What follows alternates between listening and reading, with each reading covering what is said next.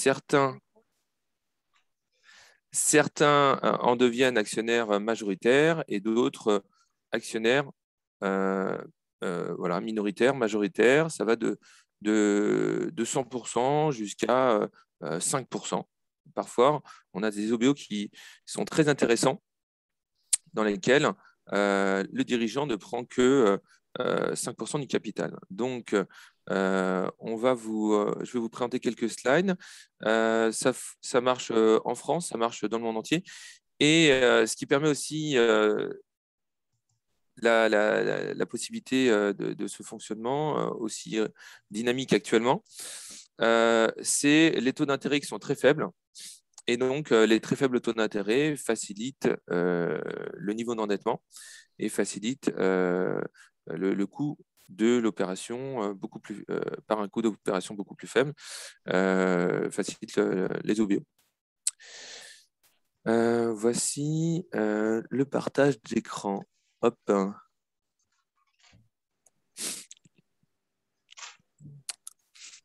Donc, nous, on est conseiller indépendant en fusion-acquisition. Notre métier, c'est accompagner les dirigeants d'entreprise de 2 à 200 millions d'euros de valorisation dans des projets capitalistiques et on les accompagne pour mener à bien des opérations d'OBO, LBO, cession d'entreprise en France principalement et à l'international.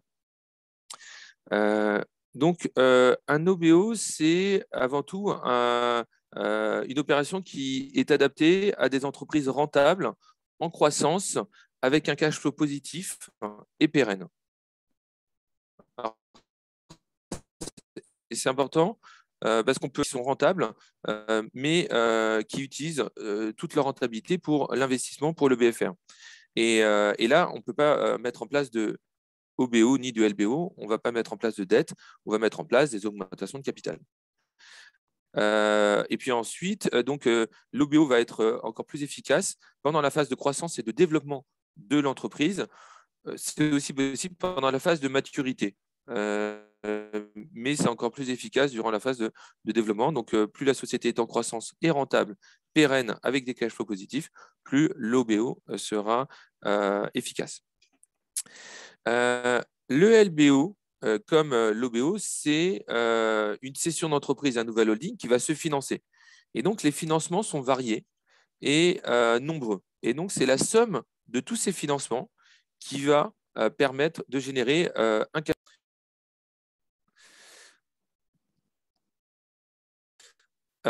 Donc, il y a tout d'abord le financement en capital.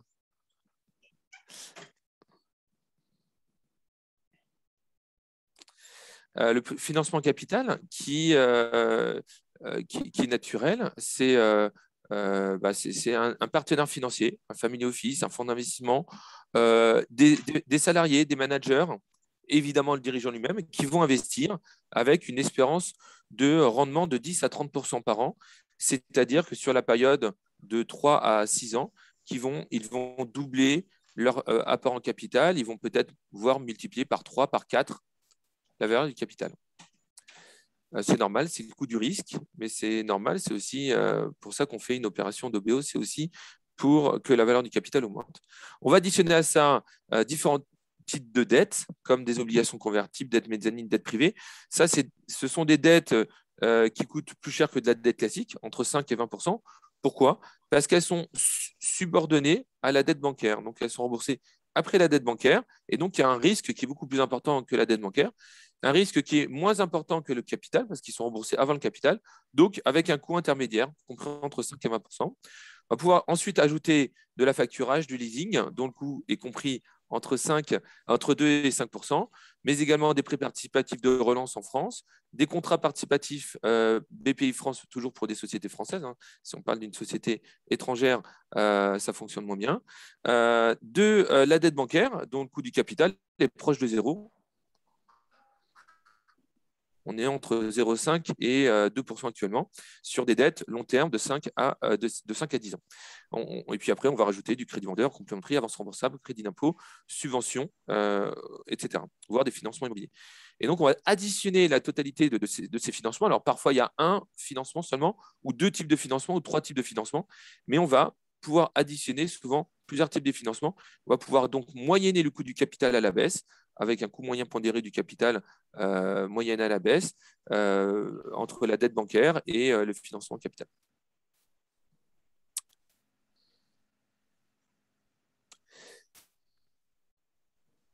En France, nous avons de très nombreux fonds d'investissement, mais également des banques, qui sont très dynamiques sur ce marché du LBO. En voici quelques exemples.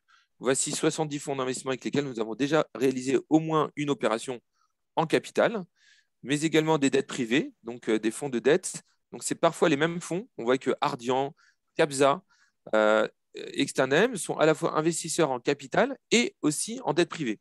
Donc, il va y avoir une partie de leur investissement en capital et une partie de leur fonds d'investissement qui va être investi en dette privée avec un taux bonifié entre 5 et 20%.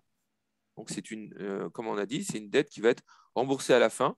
Alors, parfois, la 5e année, parce que la plupart des LBO se débouclent entre 3 et 6 ans, parfois même 3-4 ans.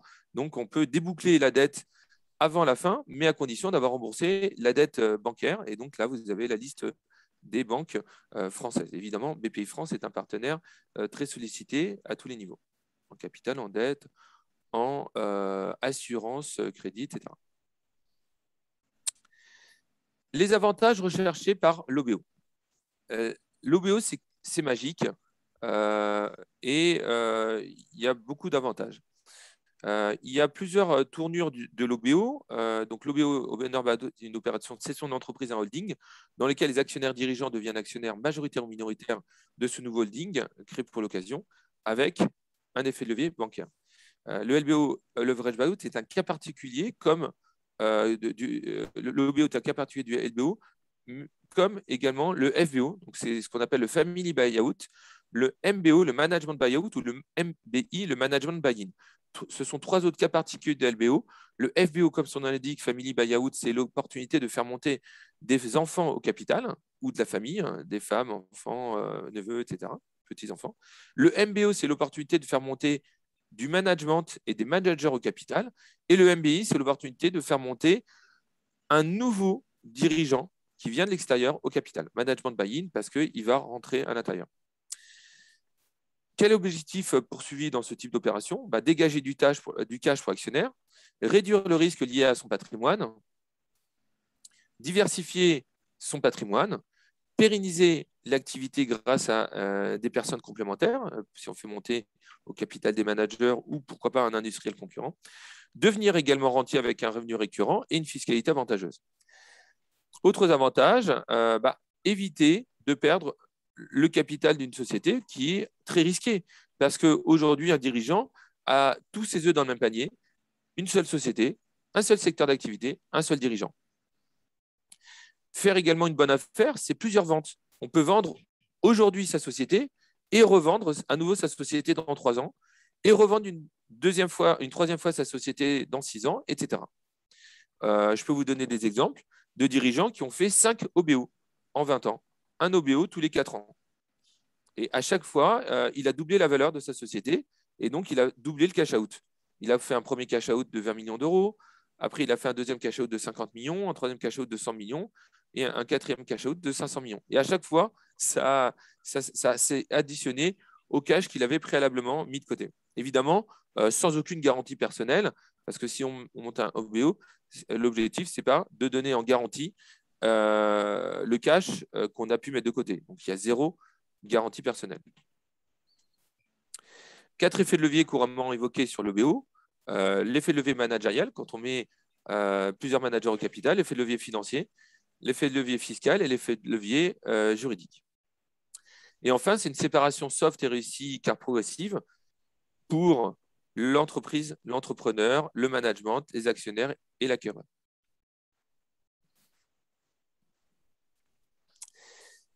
Voici un exemple d'un OBO qu'on appelle sponsorless. Donc, c'est un OBO dans lequel on a mis 0 part du capital auprès de fonds d'investissement externes. 100% du capital est resté entre les mains du top management. L'opération a été financée uniquement par des dettes, ici à droite. Donc, dette bancaire de 12 millions d'euros, dette BPI de 6 millions et dette mezzanine de 9 millions. Donc, on additionne 9 plus 6 plus 12, ça fait 27 millions d'euros de cash out sur une valorisation de 60 millions. Deuxième opération, c'est la même chose, mais on a fait rentrer dans cette opération un fonds minoritaire. Donc, le management est resté majoritaire. Donc, le management a vendu 100% des titres et a racheté 60% du capital du holding en faisant, sur une valorisation de 60 millions, 39 millions de cash out et a réinvesti 22 millions d'euros. Donc, ça veut dire qu'ils ont à la fois cash outé, mis de côté la majorité du capital, parce qu'ils ont vendu 60, ils ont mis 40 millions de côté environ. Et en plus, ils ont gardé le contrôle de la société avec 60% de capital. Et troisième exemple, alors en fait, c'est le même exemple, c'était la même société qu'on a vendue. Au final, le dirigeant a préféré garder le contrôle et a fait cette opération que vous avez devant les yeux, mais il a eu des opportunités de faire un OBO sponsorless. Donc, ce sont les investisseurs dette qui ont proposé de faire que du cash out et de garder 100% du capital pour le dirigeant. Il a préféré garder 60% de capital et faire rentrer un partenaire industriel à 40%. Et il avait également des offres dans lesquelles il pouvait garder 40% de capital. C'est celle-ci que vous avez devant les yeux. C'est-à-dire qu'il faisait 61 millions d'euros de valeur d'entreprise, 46 millions de cash out et 15 millions de réinvestissement. Donc, il gardait 40% de capital. L'avantage de cette opération, c'est que le dirigeant devenait minoritaire. Et comme il était minoritaire, il était moins responsable du futur de l'entreprise. Et il avait également des fonds majoritaires qui auraient pu mieux valoriser la société. Alors, pour la simplification de l'exemple, j'ai mis que la société est toujours valorisée 61 millions d'euros.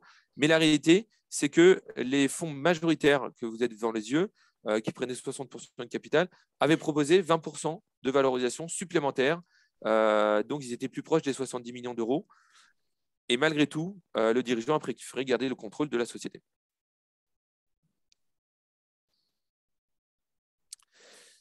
Un OBO, c'est une cession d'entreprise. On vend 100% de la société à un holding de reprise. Donc, c'est un processus structuré, organisé, avec des centaines d'étapes. Donc, voici les principales pour être sûr et certain de faire le bon diagnostic, le bon dossier de financement, contacter les bons partenaires financiers, mener à bien les négociations avec eux, avec les banques, avec les fonds d'investissement, pour être sûr et certain de sécuriser le maximum de cash et de pérenniser l'entreprise. Il ne faut pas surendetter l'entreprise au détriment des salariés ou de son avenir. Hier, j'ai rencontré un dirigeant d'entreprise. Il m'a dit oui, je ne veux pas trop endetter l'entreprise. Alors, je lui ai dit ok, moi je pense qu'on peut mettre au moins 5 millions de dettes. Il me dit oui, bon, on peut même en mettre 10. Enfin, voilà, après, lui, pour moi, ne pas trop endetter l'entreprise, c'était 5 et lui, il était même prêt à mettre 10. Donc, ça veut dire que finalement, on peut endetter bien plus l'entreprise que moi, je pensais. Et puis après, il y a la finalisation des négociations avec les avocats, avec les conseillers en gestion de patrimoine. Bon, Stéphane Teboul, ici présent, va pouvoir en parler. Parce que tout ça, ça permet de mettre du cash de côté et donc de le diversifier dans l'immobilier, dans des sociétés cotées en bourse. On peut donner de l'argent à ses enfants, on peut gérer du patrimoine, gérer de la fiscalité.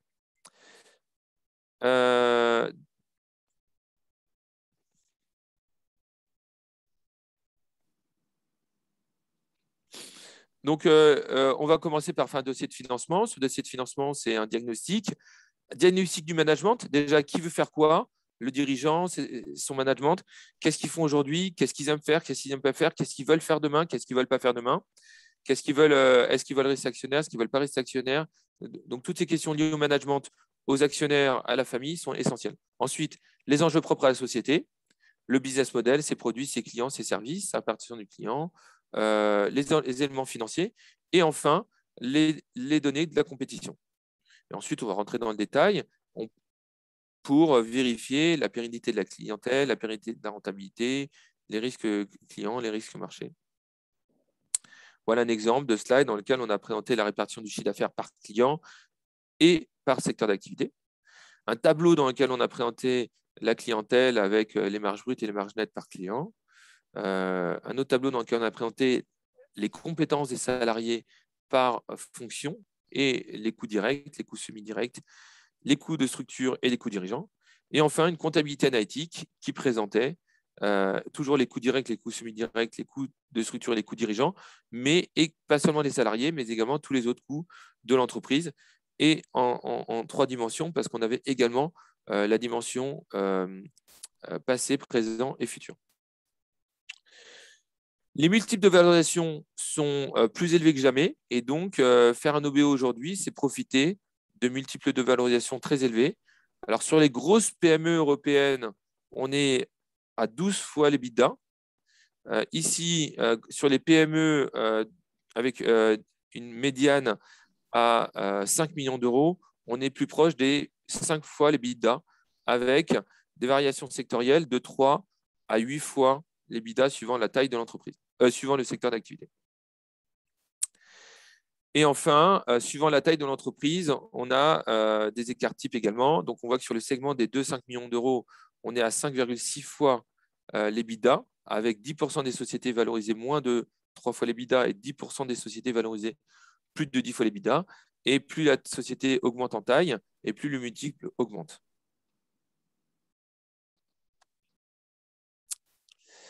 Et enfin, la fiscalité, fiscalité de cession d'entreprise, avec naturellement conseiller gestion de fortune et avocat fiscaliste qu'il faudra mettre dans la boucle. Mais le slide s'appelle « La France, paradis fiscal de la cession d'entreprise ». Tout simplement parce que la France est un paradis fiscal de la cession d'entreprise.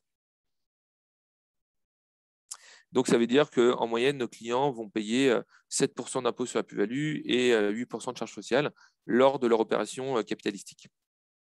Ce qui est beaucoup moins cher que 40% de charges sociales et 40% d'impôt sur le revenu à titre personnel. Donc, c'est aussi un très bon moyen de défiscaliser l'OBO. L'OBO, c'est un peu comme François Pinault, Bernard Arnault, même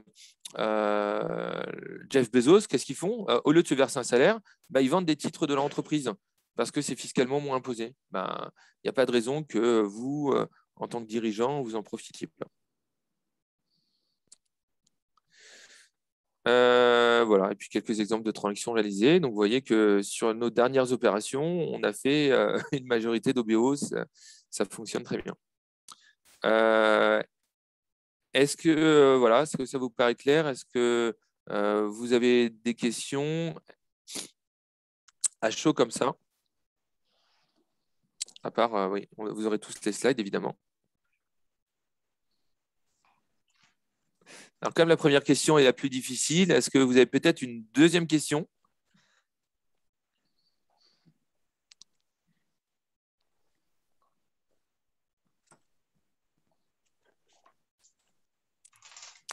Stéphane, je peux peut-être te laisser la parole. Merci. J'abandonne l'écran. Merci, Patrice. Alors, écoutez, on est dans un cas de figure qui a été défini où on a vendu son entreprise. C'est vrai que Patrice a avancé très vite, mais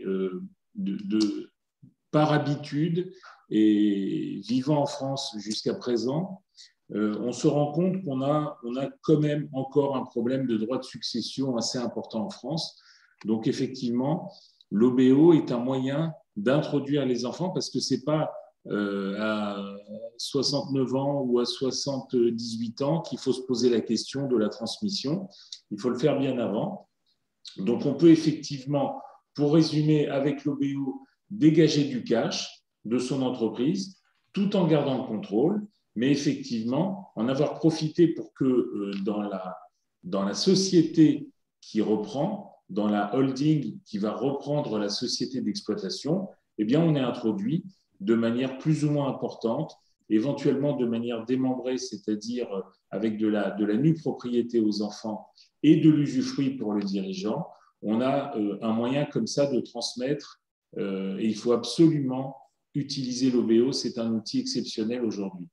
Pour autant, on a dégagé du cash, on est en France, on est à l'étranger, peu importe, ou alors on est en France aujourd'hui, mais on peut un jour se retrouver à l'étranger. Et donc la question importante qui se pose, c'est de savoir ce qu'on va faire de ce cash. Donc, pour des raisons fiscales et pour des raisons que je vais développer, je vais partager mon écran avec vous. Je vais vous montrer à mon avis, ce qu'il convient de faire au mieux. Alors, écran partagé. Un tout petit instant, j'arrive. On va partager celui-là. Voilà. Alors, il faudrait peut-être... Voilà. Ça laissera un petit peu plus de place pour la présentation. Donc, concernant ces actifs liquides, à mon avis, ils devraient être détenus dans un véhicule de type assurance vie ou encore un contrat de capitalisation démembré. Je ne rentre pas dans le détail du contrat de capitalisation démembré, mais enfin, le but ultime, c'est d'avoir des actifs qui soient d'abord bien gérés et dont la transmission se fasse le mieux possible. Donc, on utilisera soit un outil, soit deux outils. Concernant l'assurance vie, il faut comprendre qu'en France, on a une loi qui régit l'assurance vie et on va dire globalement, ce genre d'opération, quand on vend son entreprise pour dégager du cash et continue à l'exploiter, se fait évidemment avant l'âge de 70 ans. Et après, par définition, le 13 octobre 1998, puisque la loi était différente auparavant. Donc, aujourd'hui, il faut comprendre qu'il y a de gros avantages dans les contrats d'assurance vie en termes de gestion. Je reviendrai sur ces exemples plus tard ou sur cette problématique plus tard. Pour le moment, posons-nous quand même la question, parce que quelqu'un qui détient une entreprise, qui réalise un OBO, qui a un certain patrimoine personnel par ailleurs, ce sont la plupart du temps nos clients qui sont le plus taxés à l'impôt sur le revenu et le plus taxés en impôt sur la fortune immobilière et également, par définition, les plus taxés en termes d'assurance vie, en termes de décès et de droits de succession. Donc, effectivement, l'assurance vie présente d'énormes avantages. Si on a 70 ans, moins de 70 ans, pardon, au moment où on effectue ce placement, eh bien, on va dépendre en décès de l'article 990 du CGI. Alors, qu'est-ce qui dit cet article? Rapidement. Inférieur à 152 500 € par bénéficiaire, tout contrat confondu, on a une exonération, ça veut dire qu'on transmet gratuitement certaines sommes. Évidemment, on est en train de parler d'OBO, donc ce sont des sommes plus importantes. Si on est entre 152 501 € et 852 500, en gros, sur les 700 000 € supplémentaires, on a une taxation au taux de 20%. Et puis, au-delà de 852 500, on est en taxation au taux de 31,25 qu'il faut comparer à des droits de succession qui, eux, sont la plupart du temps dans ces tranches-là, dans ces niveaux-là, taxés à 45%. Alors, il y a un élément qui est très important, c'est que de temps en temps, on sera amené à quitter le pays. Donc, aujourd'hui, je vais parler à la fois des résidents et un tout petit peu des non-résidents. Donc, on peut très bien être résident, gérer son entreprise en France, puisqu'on est en train de parler de l'OBO en France, mais peut-être un jour quitter la France. Nous ne savons pas. Donc, en tout état de cause, il faut savoir qu'il y a un article du Code général des impôts, l'article 4B du CGI, avec 3 critères qui permettent de déterminer si oui ou non on est résident français ou on est résident étranger. Et le problème, c'est que nous rencontrons très fréquemment, c'est que la plupart des personnes qui partent à l'étranger gardent énormément de biens en France. Et ça pose problème. Alors évidemment, regardez le premier critère, les personnes qui ont en France leur foyer ou leur lieu de séjour principal, disons que vous avez choisi de vivre à l'étranger. Encore une fois, peu importe le pays, je ne parle pas spécifiquement d'Israël, mais globalement, vous vivez à l'étranger, donc effectivement, tout va bien sur ce critère-là. Vous avez une activité, vous n'avez plus d'activité professionnelle en France, vous n'êtes plus salarié, donc effectivement, vous n'êtes plus imposable en France. Mais quand même, il y a ce petit 3, les personnes qui ont en France le centre de leurs intérêts économiques. Et là se pose le problème. Donc, il faut comprendre qu'on a déjà une entreprise qui est en France, on a déjà quelques biens immobiliers qui ont été acquis. Si en plus, les actifs qui sont issus de l'OBO, on les loge en France, alors là, il y a un problème. Donc, effectivement, J'en reviens aux 3 cas possibles.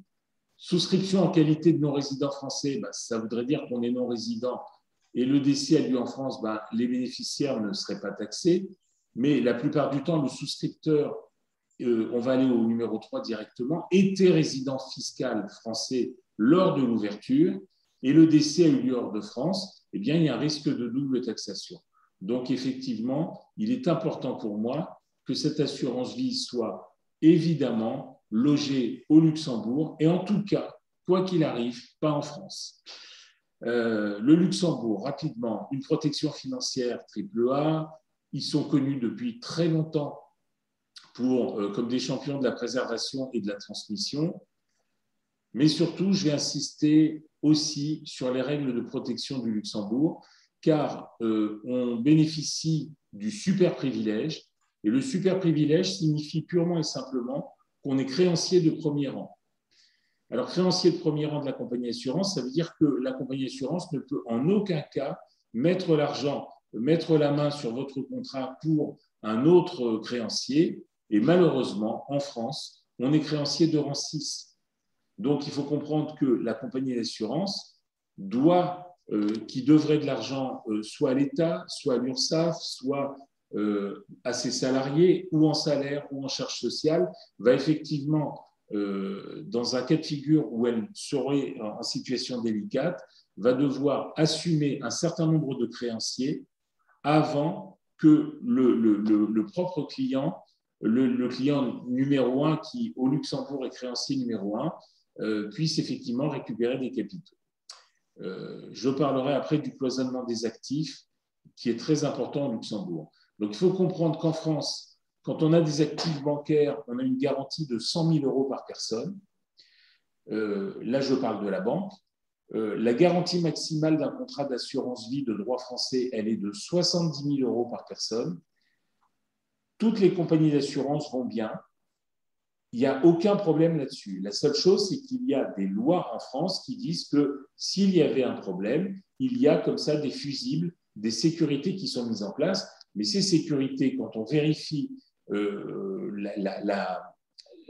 fonds de garantie des assurances de personnes, il se montait début 2020, il doit être un peu supérieur aujourd'hui à 4 269 milliards. Et simplement, si on doit restituer 70 000 euros par personne ou par contrat d'assurance vie, ça fait seulement 61 000 contrats. Il faut savoir qu'au Luxembourg, le montant est illimité en termes de garantie. Mais, alors, il est illimité évidemment par l'État luxembourgeois, donc ça, c'est vraiment très bien, mais surtout par le mécanisme de séparation juridique des actifs que je vous présente à travers cette slide. Vous avez au Luxembourg ce qu'on appelle le triangle de sécurité, et ce triangle de sécurité, c'est en haut du triangle l'État luxembourgeois, avec le commissariat aux assurances, et puis dans les deux autres angles de ce triangle, on va trouver à la fois l'assureur et également la banque dépositaire. Pourquoi? C'est relativement simple, c'est qu'au Luxembourg, les assureurs n'ont pas le droit de détenir les actifs des clients. Donc, ils détiennent le contrat, ils gèrent la fiscalité, ils gèrent un certain nombre de choses, mais les actifs sont logés dans une banque dépositaire. Donc, regardez bien, imaginez qu'à un moment donné, l'assureur ait un problème, eh bien, à ce moment-là, le commissariat aux assurances va nommer un autre assureur et il n'y aura pas de changement pour vous, sinon d'assureur. Par contre, vous conserverez la date originale et les avantages fiscaux liés à votre contrat d'origine. On peut aussi se poser la question d'une défaillance de la banque dépositaire. Eh bien, dans ce cas-là, il faut savoir que le commissariat aux assurances nommerait une autre banque dépositaire pour gérer les actifs, non pas des clients, mais des contrats d'assurance qui ont été déposés par un assureur. Et c'est là que la séparation des actifs est très importante. Les contrats des clients ne sont pas dans le bilan de la banque dépositaire. Donc, il faut bien comprendre qu'une banque peut déposer le bilan au Luxembourg sans que les actifs des clients qui sont logés dans des comptes ne puissent être impactés par cette, alors on va l'appeler entre parenthèses, péripétie. Donc, il y a une sécurité de ce triangle au Luxembourg qui est absolument, pour moi, fondamentale. Et je me suis posé la question de la sécurité en banque en Europe. Ben, on est à 100 000 euros. Donc, encore une fois, quelle que soit la taille de la banque, quelle que soit la qualité de la banque, on a eu des exemples, notamment aux États-Unis avec Lehman Brothers, qui a provoqué une crise violente dans le monde. Si vous vous souvenez, la publicité avec les petits sucres, il y a eu à peu près 1 millier de banques dans le monde qui ont été affectées par et qui ont déposé le bilan suite au dépôt de bilan de Lehman Brothers, qui était une banque énormissime aux États-Unis. Donc, ce ne sont pas des choses qui n'arrivent pas. Et évidemment, les compagnies d'assurance sont aussi un tout petit peu soumises à danger dans la mesure où un problème qui arriverait, un problème important sur un État dont une compagnie d'assurance détiendrait des obligations, aurait des répercussions vraiment très négatives. Je veux juste vous dire, parce que tout le monde a en tête la crise grecque de 2011, que cette crise grecque a entraîné des impacts très importants en Grèce, mais il faut savoir que les compagnies d'assurance en Europe avaient à peu près 1% de dette grecque. Tout le monde a passé ça sous silence parce que c'était 1%. Imaginez que ça représente 10%, 15%, 20% des actifs détenus par l'assureur. Là, ça pourrait poser problème. Donc, je ne suis pas dans le catastrophisme, mais dites-vous simplement que d'un côté, vous avez un souci, ou en tout cas une épée de Damoclès potentielle qui existe. Au Luxembourg, nous ne l'avons pas. Un petit slide qui malheureusement est compliqué, donc je vous demanderai simplement de regarder ça. Le contrôle permanent ici, c'est un reporting trimestriel. Ça veut dire que l'État luxembourgeois contrôle tous les 3 mois les actifs des sous-jacents que sont les banques et les compagnies d'assurance afin de ne pas avoir de soucis. J'ai tendance et coutume de dire que le Luxembourg ne vend pas d'avions, ne vend pas de voitures, ne vend pas d'armes, ne vend pas de centrales nucléaires, clé en main, et ne dispose pas, enfin en tout cas, je n'ai pas connaissance d'une plage au Luxembourg. Donc, le tourisme au Luxembourg, c'est aussi très limité. Donc, il faut savoir que c'est une mono-industrie au Luxembourg, c'est l'industrie de la finance. C'est vraiment quelque chose de très solide là-bas et c'est vital pour eux qu'il n'y ait pas le moindre souci. Donc, comprenez qu'ils ont mis en place des sécurités. Bien sûr, le Luxembourg est en Europe, mais ces sécurités ne s'appliquent pas aux autres pays. Elles sont vraiment très spécifiques. C'est l'ADN du Luxembourg. Très rapidement, quelques avantages que vous pouvez comprendre. Tout d'abord, la neutralité fiscale, il faut l'entendre de 2 manières. D'abord, l'État luxembourgeois dit aux non-résidents étrangers vous ne devez rien au Luxembourg et à l'État luxembourgeois. Donc, cette neutralité fiscale fait que vous avez par transparence la fiscalité du pays dans lequel vous êtes résident à un instant T. Je veux noter une petite différence par rapport à la France, où lorsque vous souscrivez un contrat d'assurance en France, et j'en ai souscrit beaucoup plus que de contrats luxembourgeois depuis 30 ans, il faut comprendre que ces contrats seront taxés en France, quoi qu'il arrive, même si on est non-résident au moment du décès, dans 20 ans, dans 30 ans, dans 40 ans. La neutralité fiscale du contrat luxembourgeois fait que lorsque vous êtes dirigeant en France et que vous souscrivez un contrat d'assurance pour loger les actifs du LBO, de l'OBO, en tout cas de l'opération capitalistique que vous avez réalisée, eh bien, vous êtes effectivement sous le droit français. Mais si par contre, par la suite, vous partez vivre au Portugal, en Israël, aux États-Unis ou ailleurs, vous aurez à ce moment-là, vous n'aurez plus la fiscalité de l'État français, mais la fiscalité en cas de vie, bien évidemment, du pays dans lequel vous résidez. Donc, cette neutralité fiscale est importante. Je ne vais pas développer trop sur la loi Sapin 2, mais c'est des blocages possibles sur les contrats d'assurance vie en France. La sécurité, je ne la développe pas non plus, mais c'est un avantage énorme que je vous ai présenté tout à l'heure avec ce triangle de sécurité notamment et le super privilège. Rapidement aussi, multidevises au Luxembourg, on peut avoir des actifs en dollars, on peut avoir des actifs en livres sterling, en francs suisses, pas encore en shekel, mais en tout état de cause, les principales monnaies du monde permettent une diversification que nous n'avons pas dans les contrats français. Les placements sur mesure, très rapidement, je vous dirais qu'en France, on a des contrats qui vous permettent d'accéder à une vingtaine, une cinquantaine, une centaine, éventuellement les bons contrats entre 500 et 1000 fonds. Au Luxembourg, imaginez-vous que vous êtes dans une banque et que vous pouvez acheter ce que vous voulez. Donc, on a 35 000 fonds dans le monde, tous les titres vifs du monde, de l'immobilier, on peut loger beaucoup de choses dans le contrat d'assurance vie luxembourgeois. Et enfin, il faut savoir que cet argent qui est logé dans un contrat luxembourgeois est disponible de deux manières. Premièrement, à tout moment, vous pouvez le récupérer, c'est votre argent, mais les taux d'intérêt actuels sont tellement bas que les banques luxembourgeoises, ou la banque en tout cas de dépôt qui n'est pas forcément au Luxembourg, doivent vous accorder un crédit. On appelle ça le crédit lombard. C'est un crédit sur la base des actifs qu'ils détiennent.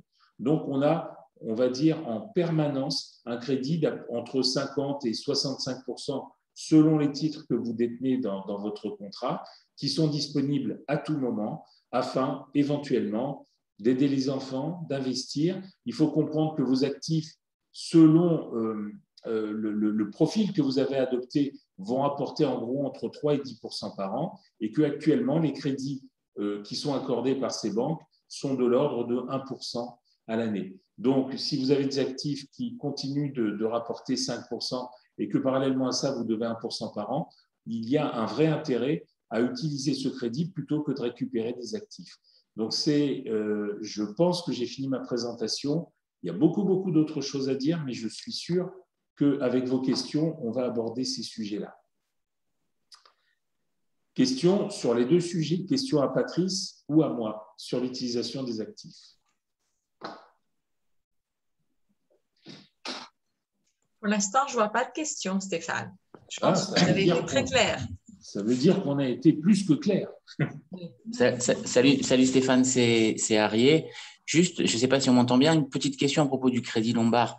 Le crédit dont tu parles, c'est un crédit sur quelle durée? Est-ce que c'est un crédit intérêt seulement, type in fine, ou est-ce que c'est un crédit amortissable? Oui, non, on peut faire les deux. On peut faire les deux. Et effectivement, moi, j'ai une grosse préférence pour le crédit in fine. Pour ceux qui ne connaissent pas, je précise que les crédits qu'on prend habituellement sont des crédits où on rembourse chaque année le capital et les intérêts. Dans certains cas, et là, on est dans un cas précis où on détient déjà le capital, donc c'est assez inutile de rembourser le capital et de se mettre une charge importante. Donc, à mon avis, je voudrais couper simplement le partage d'écran. Voilà. Je disais simplement qu'à mon avis, ce qui est beaucoup mieux, c'est le crédit in fine. Je vous donne un exemple avec des chiffres ronds, ça sera beaucoup plus simple. Vous avez 1 million d'euros, vous décidez à un moment donné de récupérer 500 000 euros sous forme de crédit, en laissant évidemment en garantie votre million d'euros. Eh bien, plutôt que de rembourser des montants très très importants chaque mois pour rembourser ce capital, on va simplement avoir des intérêts qui vont s'appliquer sur le capital. 500 000 euros multipliés par 1%, ça va faire 5 000 euros par an. On va avoir une disposition de 500 000 euros avec un coût de 420 euros par mois, si je ne m'abuse.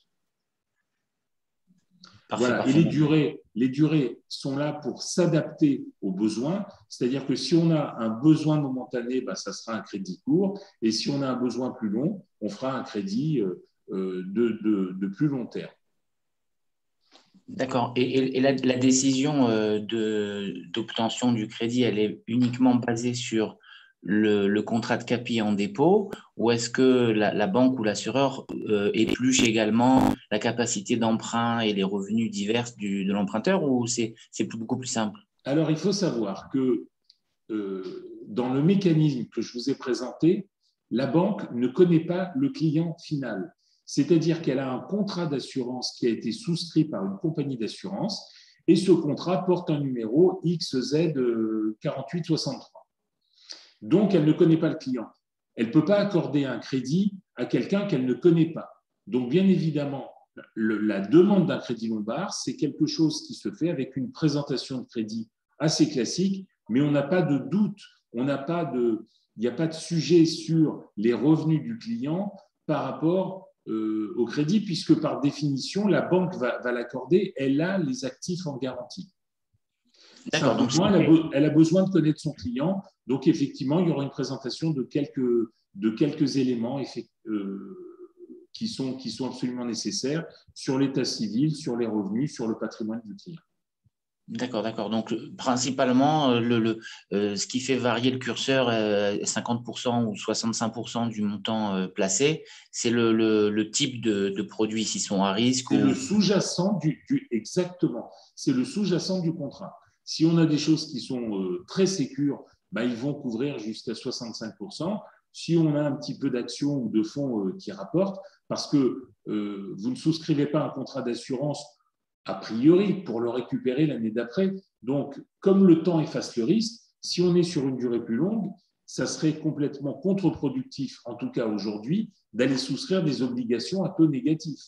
Donc, on est dans une catégorie, ou en tout cas dans un tempo aujourd'hui où effectivement les actions se comportent très bien. Voilà, donc sur le long terme, on va mettre, même si on ne met pas 100% d'actions, on va bien en avoir 30 ou 40% dans le contrat. Donc sur cette partie-là, ils vont prendre une sécurité et dire, cette fois-ci, sur ce fonds-là ou sur ce produit-là, je n'accorde que 50%. Et ils font ça, on appelle ça un scoring, ils le font ligne par ligne. Et effectivement, pour répondre à cette question d'Arié, ça n'a absolument aucun impact, ou en tout cas la situation personnelle du client n'a aucun impact sur le taux qui est accordé. Ok, parfait. Merci Stéphane.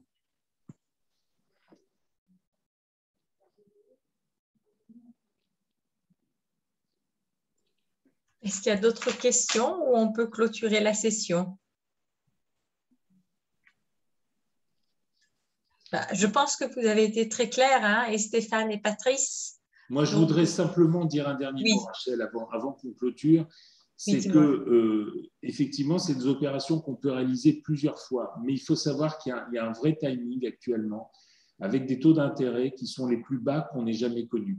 Donc, c'est vrai. Alors, à la fois, on a des taux d'intérêt qui sont extrêmement bas et qui facilitent ces montages. Et deuxièmement, on a effectivement en France une fiscalité qui est très agréable, ou en tout cas très raisonnable. Je ne vais pas dire agréable.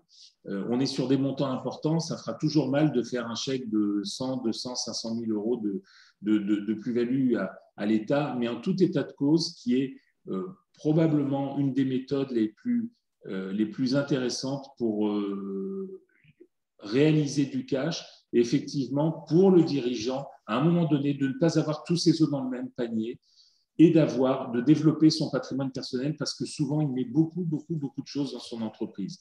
Donc, c'est l'OBO, le LBO, les techniques qui ont été démontrées sont des outils qu'il faut utiliser et que vraiment, je conseille de s'y intéresser en ce moment encore plus qu'en temps normal. Voilà, Rachel, si tu veux clôturer, c'était juste une question.